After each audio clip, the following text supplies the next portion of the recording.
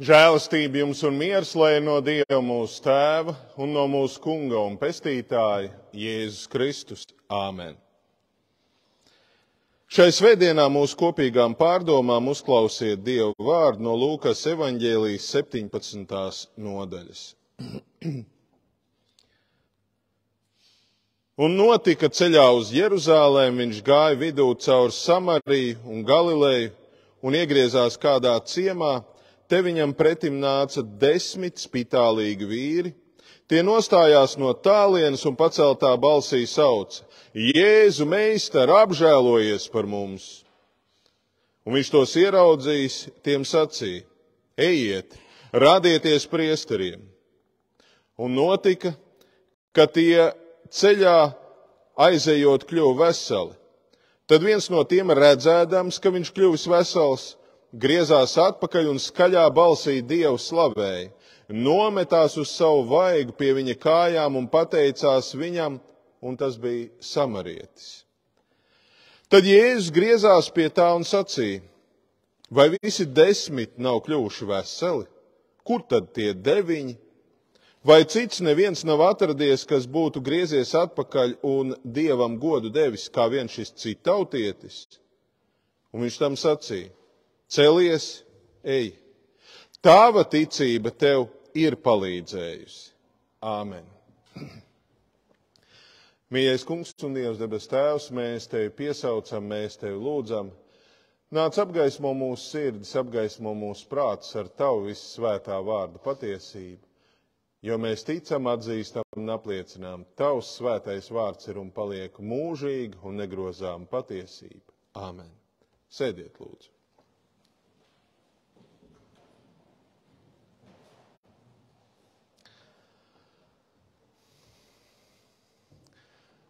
Jēzus savā ceļā sastopas cilvēkus ar dažādām problēmām.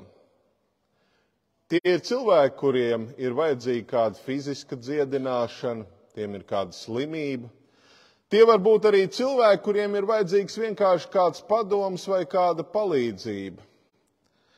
Un Jēzus ceļās gadās arī cilvēki, kuru problēmas vismaz no tāda cilvēka skatu punkta liekas neatrisināmas nekādā veidā. Un viena no šīm problēmām ir spitālība. Jēzus laikā spitālība bija nedziedināma slimība, un saskaņā ar bauslības priekšrakstiem tie cilvēki, kuri bija sasirguši ar spitālību, viņi ne tikai cieta no pašas slimības, proti, ka viņa miesa lēnām sapuva, bet viņi cieta arī no tā, ka drošības labad viņi tika izraidīti no veselo cilvēku sabiedrības. Spitālīgiem vajadzēja turēties ārpus apdzīvotām vietām, čupoties un draudzēties viņi varēja ar tādiem pašiem spitālīgajiem, kādi ir viņi. Un, ja nu viņi kaut kur uz horizonta pārvietojoties redzēja kādu cilvēku, tad viņiem vajadzēja jau pa gabalu skaļi saukt: nešķīsts, nešķīsts, vienkārši tādēļ, lai šīs veselais cilvēks viņam nepienāktu pārāk tuvu. Tādēļ droši varam sacīt, ka spitālība bija ne tikai tāda veselības problēma, bet tā bija arī tāda psiholoģiski, sociāla problēma priekš tiem cilvēkiem, kuri ar šo spitālību bija sasirguši. Un, protams, tā bija problēma arī veselajiem, problēma radiniekiem, kuri zināja, ka tur kaut kur ārpus apdzīvotām vietām ir viņu tuvi mīļi cilvēki, kuri ir sasirguši. Un problēma arī tādā nozīmē, ka veselajiem bija bailes kontaktēties ar šiem spitālības skartajiem. Un vēl garīga problēma, protams, bija arī tāda, ka spitālība, kā nedziedināma slimība, arī tika uzskatīta par savu veidu lāstu, kuru iespējams cilvēks ar kaut kādu savu darbību bija izpelnījies un par ko šī sodība ir nākusi pār viņu. Bet Jēzus savā ceļā sastopa nevien parastas slimības, bet arī spitālīgos. Un šīs dienas evaņģēlijā mēs redzam, viņš sastop veselus 10 tādu bariņu ar spitālīgajiem, kuri redzot, ka Jēzus nāk garām, vēršās pie viņa un skaļā balsī, kāpēc skaļā balsī? Tāpēc, ka viņi pa gabalu no viņa stāvēja. Skaļā balsī sauca Jēzu, meistar, apžēlojies par mums. Šiem spitālīgajiem Jēzus klāt negāja, bet deva viņiem pavēli iet uz Jeruzālēm, uz Jeruzālēmes templi, rādīties priesteriem un atgriezties veselo cilvēku sabiedrībā. Vecās derības bauslība paredzēja brīnumainu dziedināšanu no spitālības, un šādā gadījumā, ja nu tā bija noticis, tad cilvēkam vajadzēja pārbaudīties pie priestera, vai tiešām spitālība viņa ir atstājusi, tad iziet zināmu šķīstīšanās procesu, un tad šis cilvēks jau varēja caur priestera akceptu atgriezties veselo cilvēku sabiedrībā. Bet Jēzus šos jau slimos, bet vēl nedziedinātos spitālīgos sūta uz Jeruzālēmi un saka, ejiet un rādieties priesteriem. Viņi visi ticībā iet uz Jeruzālēmi un pa ceļam, kā liecina evaņģēlists Lūka, evaņģēlists Lūka ir ārsts, viņam tur detaļas patīk precizēt, un viņš saka, visi 10 kļuva veseli. Bet no 10 viens, redzēdams, ka viņš ir vesels, neturpināja ceļu uz Jeruzālēm, neturpināja ceļu uz Jeruzālēmas templi un pie priesteriem, bet devās atpakaļ pie tā, kurš viņu bija dziedinājis, pie Jēzus, un pagodināja Dievu un pagodināja Jēzu par šo brīnumaino dziedināšanu. Un kā evaņģēlijas vēsta, šis cilvēks bija samarietis.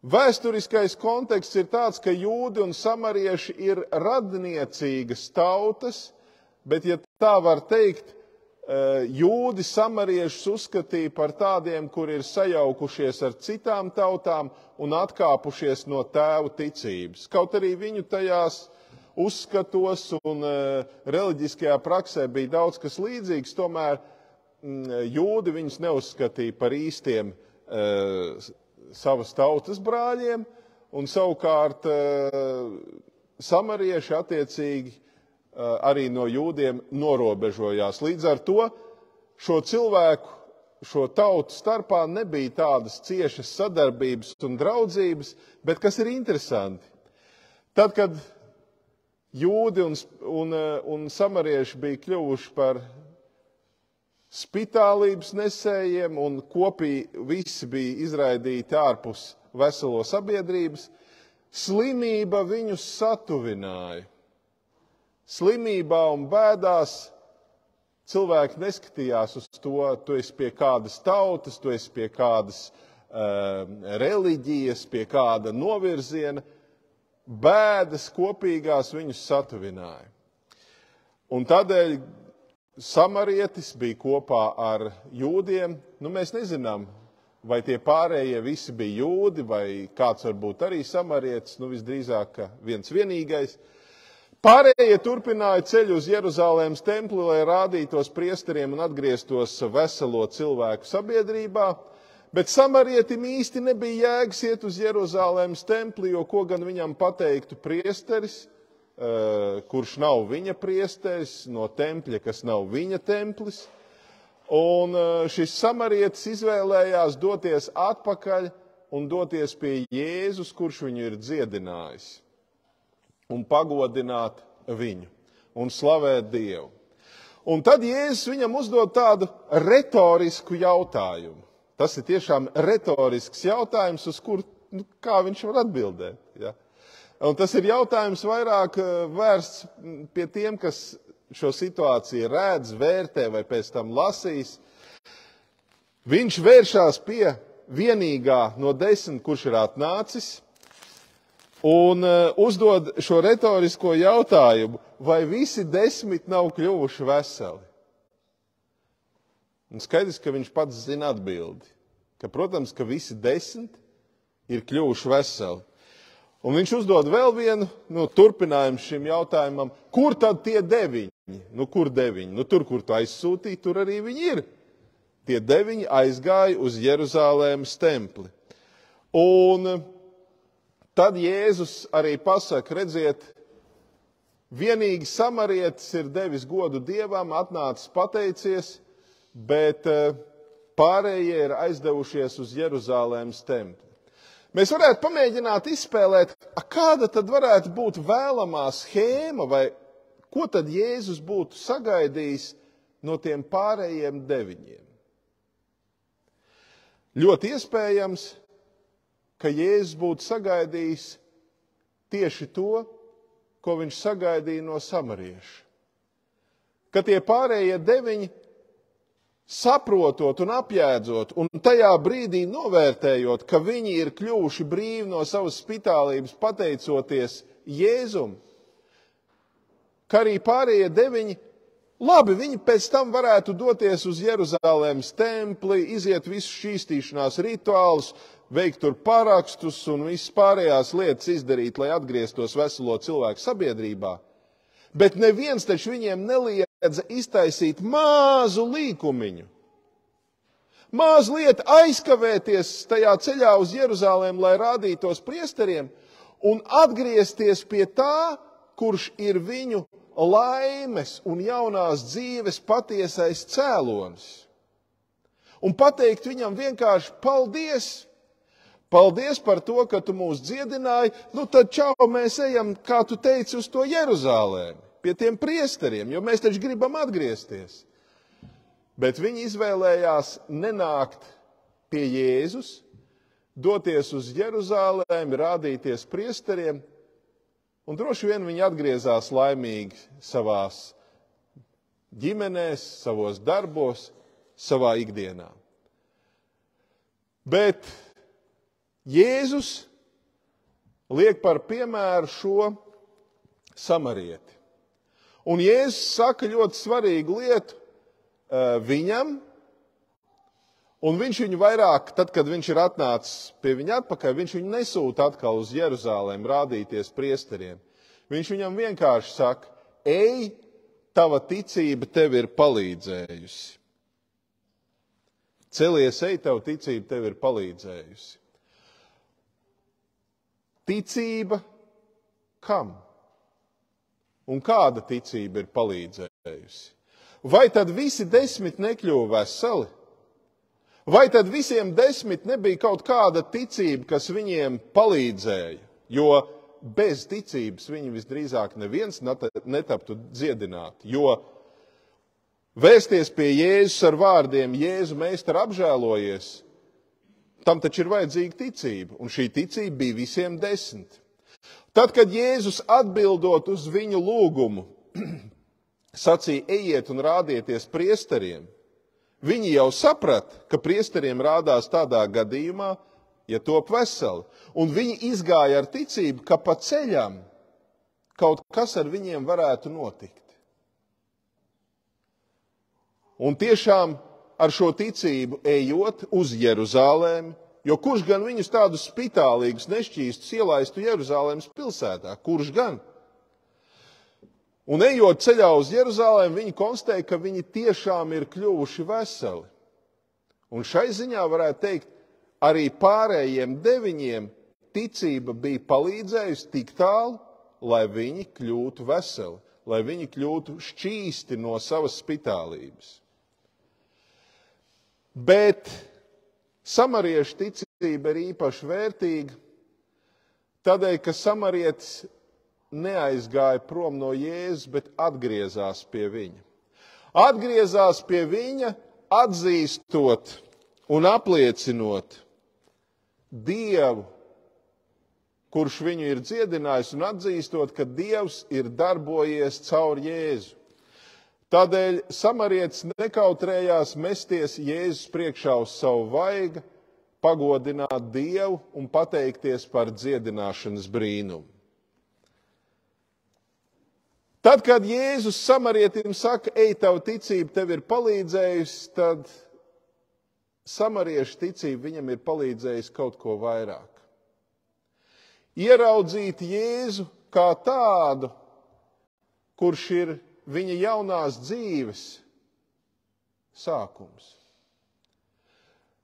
Viņa ticība bija palīdzējusi atgriezties pie Jēzus un pie viņa palikt.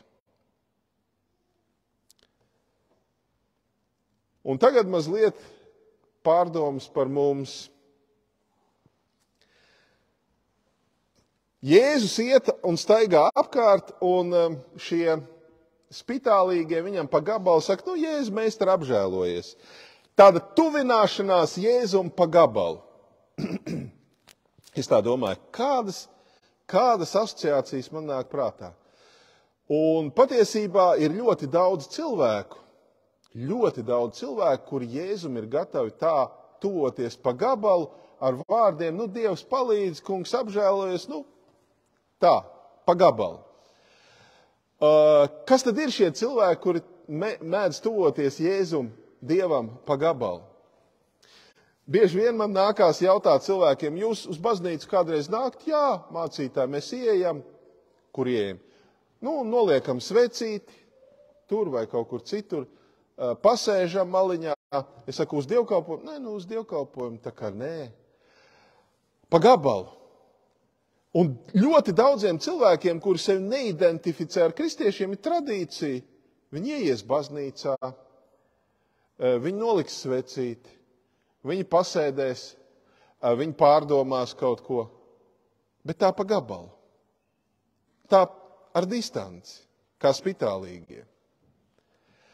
Notiek tā, ka arī tie, kas nāk pa gabalu, un kas tā mazliet distancēti vēršas pie Jēzus, un šie spitālīgi viņi jau neteica, Jēzu, izglāb, maini mūsu dzīvi, mēs gribam no savas spitālības kļūt šķīsti. Viņi teica diezgan piezemēti un diezgan tā bikli, Jēzu, meistar, apžēlojies par mums. Neuzliekot Jēzum neko par pienākumu, viņu dziedināt, atbrīvot no spitālības, mainīt dzīvi, apžēlojies. Un notika, ka Jēzus viņus sūtīja uz templi.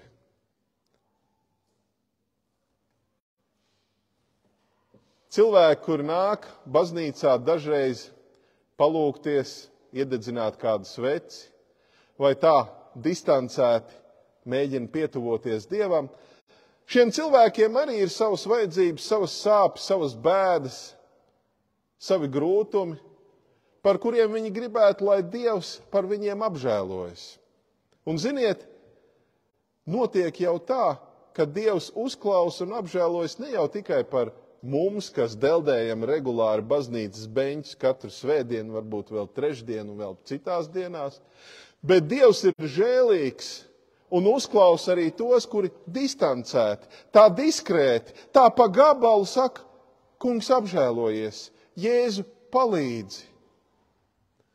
Un daudzi cilvēki jau it kā zina, ka vajag uz baznīcu aiziet, vajag Jēzu palūgt. Varbūt kādu zina, tur tajā baznīcā vajag svecīti iededzināt. Un tad cilvēks aiziet, palūdz, aizdedzina, un kaut kas dzīvē pamainās. Problēma atrisinās, kāda situācija mainās, vai pat notiek kāds brīnums. Un tas lielais jautājums ir, kas ar to cilvēku notiek pēc tam? Tu esi palūdzis, tu esi iededzis svecīti, tu esi distancēti tuvojies Dievam, un Dievs tevi ir uzklausījis un sadzirdējis. Ko dari tu tālāk? Tu ar ticību esi nācis un kaut ko no Dieva esi gaidījis, un acīm redzam kaut ko esi saņēmis. Ko tu dari tālāk tad, kad tavas lūgšanas ir tapušas uzklausītas? Vai tu turpini distancēti dzīvot tā, it kā nekas nebūtu bijis? Vai tomēr ieraugi un atzīsti, ka cēlonis tavai izmainītai jaunai dzīvei, cēlonis tam, ka tavā dzīvē ir kaut kas mainījies, tu esi saņēmis kādu atbildi, dziedināšanu, palīdzību, atrisinājumu, ka cēlonis ir tajā, ka tu sauci uz Dievu un Dievs tev atbildēja. Ko tu dari ar šo pēc tam? Es varu pateikt, ko ļoti daudzi ar to dara. Viņi aiziet prom. Viņi aiziet tālu, tālu prom. Tādēļ, ka virsmērķis ir bijis atgriezties normālajā dzīvē. Un ja traucēklis un problēma ir novērsta, un es normālajā ikdienas dzīvē atgriežos, man neko no Dieva vairāk nevajag. Viss man ir labi. Man nav nekādu augstāku mērķu un uzstādījumu. Viss ir normāli. Cik daudz cilvēku tuvojas Dievam ar svecītēm, lūkšanām, krēslainās pustukšās baznīcās, un cik daudz lūkšanas top uzklausītas. Cik daudzi cilvēki iet vēl tālāk un ir gatavi nokristīties, iesvētīties, ir gatavi mācīties un darīt kaut ko, lai tās Dieva svētības un palīdzības viņu dzīvē būtu vairāk. Bet lielais jautājums ir, kas notiek pēc? Pēc tam, kad tu esi dabūjis un saņēmis. Pēc tam, kad tava lūkšana ir tapusi uzklausīta, tava problēma ir tikusi atrisināta. Notiek tas, ka cilvēks vairs nav Jēzus tūmā. Viņš ir atgriezies savā dzīvē, un varbūt līdz nākamajai reizei, kad kaut kas bruks un juks, kaut kas sāpēs, būs kāda problēma, kāda nelaime, tad viņš varbūt atgriezīsies. Un dažkārt varbūt cilvēkiem liekas tā pareizi, ka ticība un attiecības ar Dievu notiek tādā režīmā, kamēr man viss ir labi, es dzīvoju, priecājos, baudu. Tad, kad kaut kas slikti, es meklēju svecītes, lūkšanas, Dievu, baznīcu, kristību, vēl kaut ko. Tad, kad viss sakārtojas, atkal atgriežos normālajā dzīvē un attālinos no Dieva.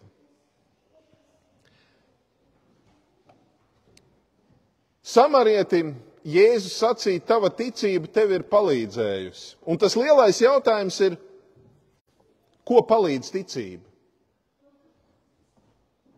Atrisināt mūsu laicīgās problēmas?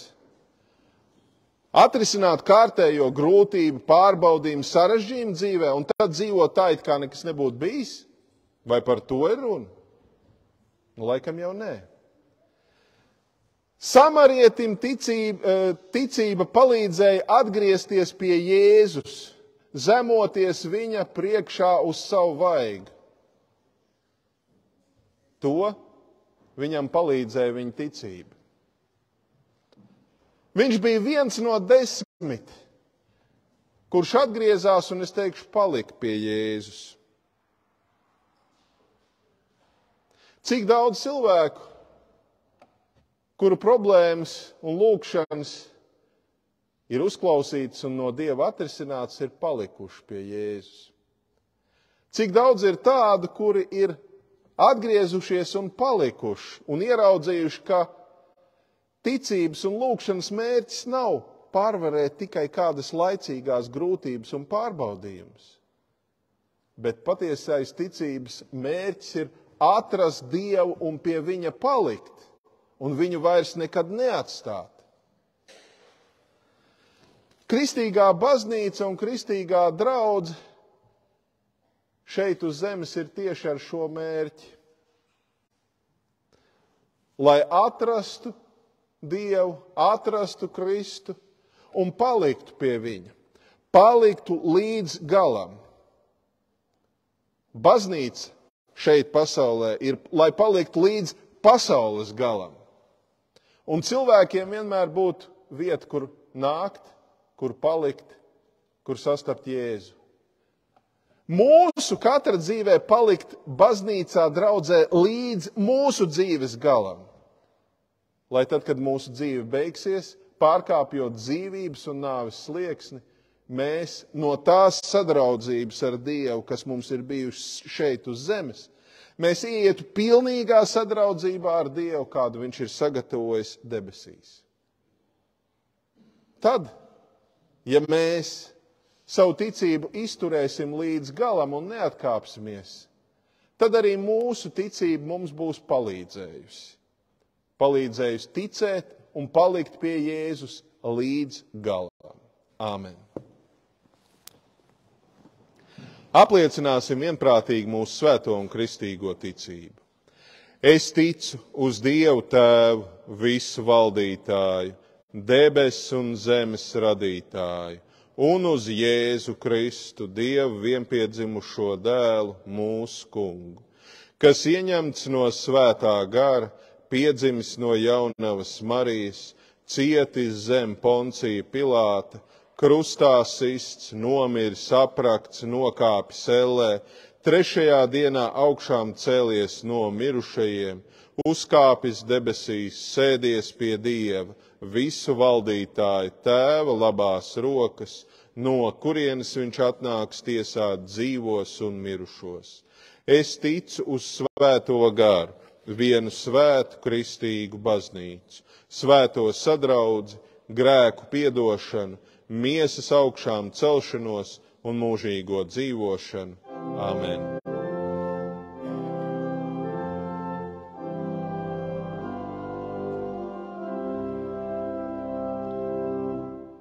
Un Dieva miers, kas ir augstāks par visu cilvēku prātu un saprašanu, lai svētī un pasargi jūsu sirdis un domas, Kristu Jēzu mūžīgai dzīvei.